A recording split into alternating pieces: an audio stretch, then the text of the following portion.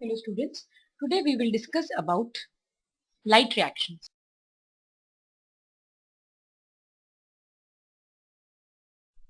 Light reactions.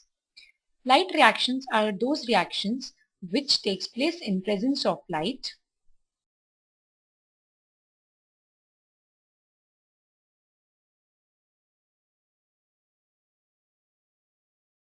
Reactions which takes place in presence of light and ultimately results in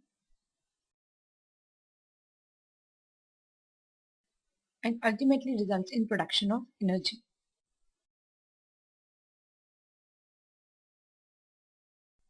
If we talk about the site of light reaction is grana. The grana which are present in the chloroplast, there light reactions takes place. Now when we talk about light reactions, we have to study about certain systems which is called as photosystem. Photosystem, also called as PS. This photosystem is also called as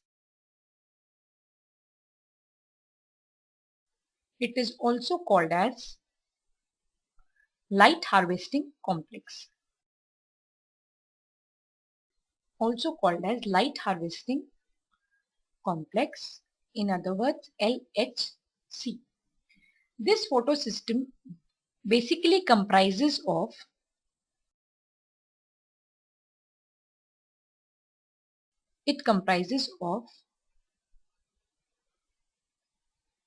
chlorophyll molecule, and along with it comprises of various accessory pigments. So the chlorophyll molecules along with the accessory pigments comprises of photosystem. Now what basically happens here is that this photosystem comprises of a reaction center. In the center there is presence of a reaction center. Here is the presence of reaction center. This reaction center in turn is surrounded by various other molecules or pigments which are called as accessory pigments. These are what? These are all the accessory pigments. Now what is this? What is the basic function of this accessory pigment is? This is sun. Whatever sunlight reaches to these accessory pigments, what they do, they trap this light and ultimately transfer the entire light energy to the reaction center. This system of transferring of the energy is called as, this transferring of the sunlight energy to the reaction center is called as resonance transfer. We can summarize it as, what is resonance transfer?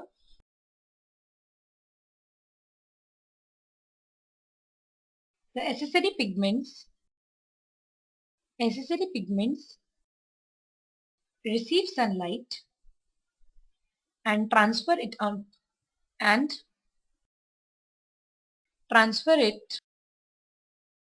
among themselves. This is called as resonance transfer.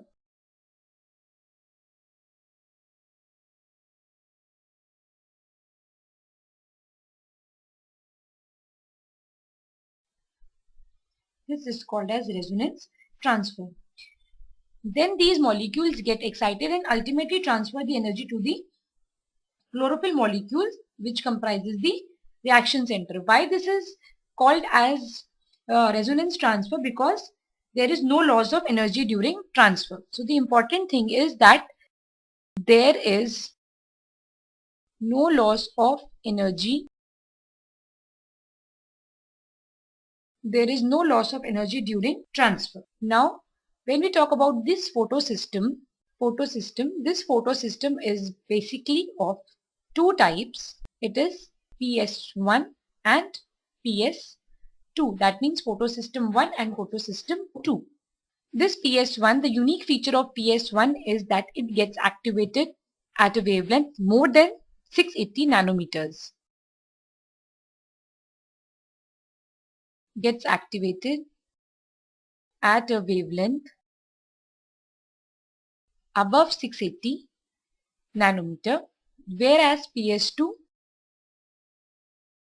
gets activated at a wavelength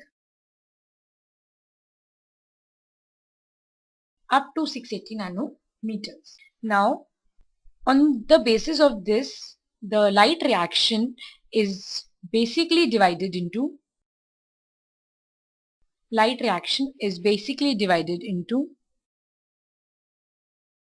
two types, which are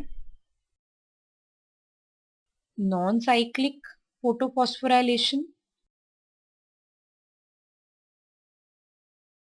and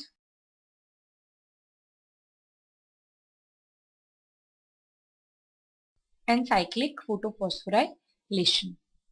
Now firstly we will discuss about this non-cyclic photophosphorylation.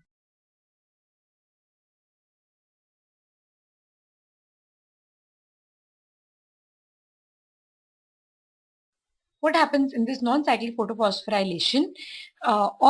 Firstly we will discuss about the credit of discovering this non-cyclic photophosphorylation goes to Hill.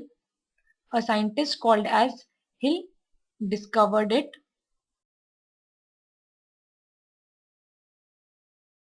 A scientist named as Hill discovered the reaction. Therefore, this reaction is also called as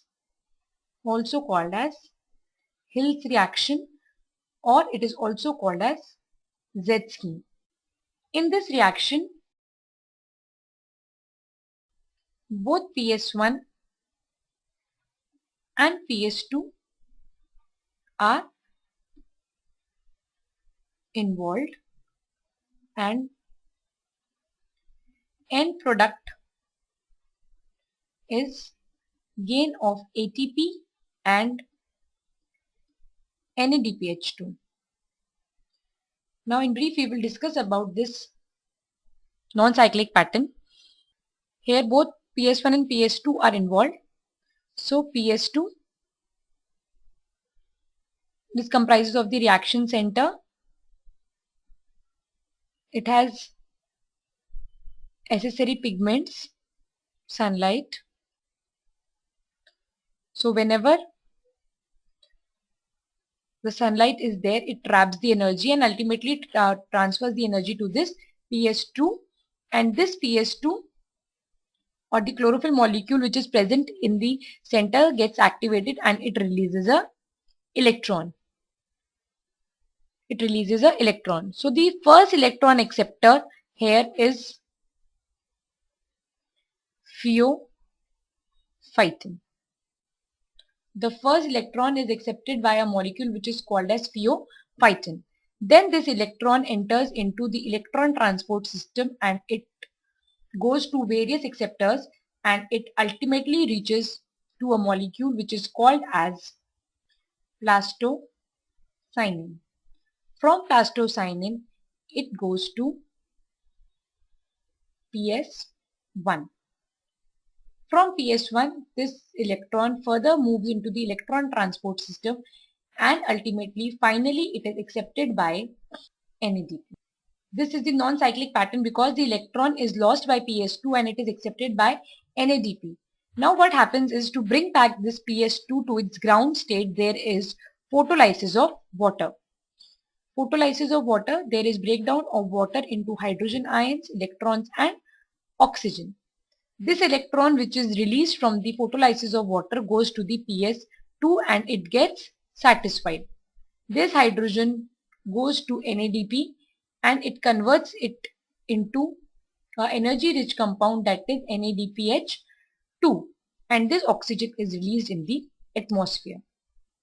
So in one turn of non-cyclic photophosphorylation, there is net gain of 1 ATP and 2 NADPH 2, and this cycle runs for around 6 times. So the net gain or the ultimate gain is 6 ATP plus 12 NADPH 2, which will be subsequently used for the formation of glucose.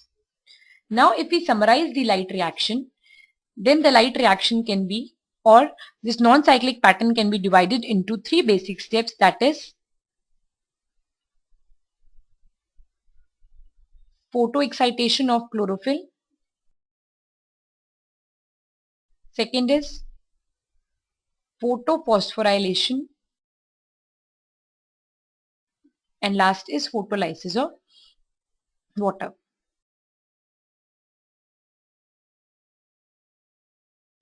These are the 3 basic steps of non-cyclic reaction. First is photoexcitation of chlorophyll. That means in presence of light, the chlorophyll molecule loses its electron. Second is photophosphorylation. What is it? Whenever there is transferring of electron in the electron transport chain, then always a ADP molecule 1 IP is joined and it converts into ATP. And next is photolysis of water. Here is photolysis of water. So these are the 3 basic steps of non-cyclic photophosphorylation. Thank you.